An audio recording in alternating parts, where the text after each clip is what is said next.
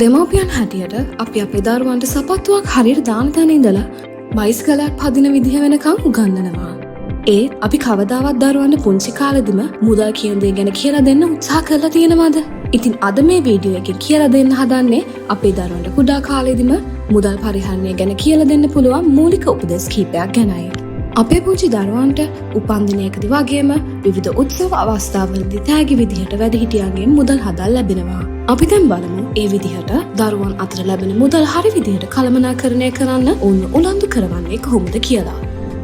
පළවෙනි ක්‍රමය.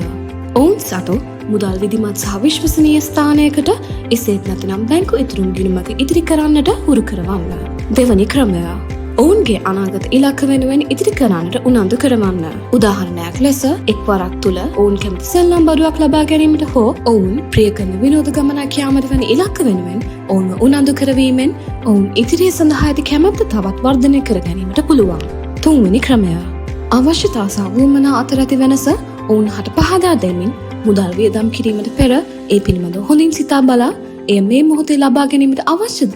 එසේත් නැතිනම් එම මුදල් ඉදිරියේදී මීටත් වඩා වටිනා යමක් වෙනුවෙන් භාවිතා කිරීමට ඉදිරි කරනවාද යන තීරණය කිරීමට ඔවුන්ව හුරු කරවන්න. මෙම උපදෙස් පිළිපැදීමෙන් ඔවුන් හට අත්වන වාසි මොනවාද? ඉවසීම සහ ස්වයං විනය.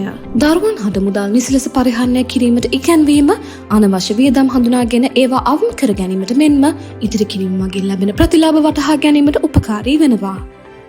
ඉතින් මේ වගේ ඔබට සහ ඔබේ පවුලට වටිනා උපදෙස් පිළිබඳව දැන ගැනීමට අපිත් එක්ක දිගටම එකතු වෙලා ඉන්න.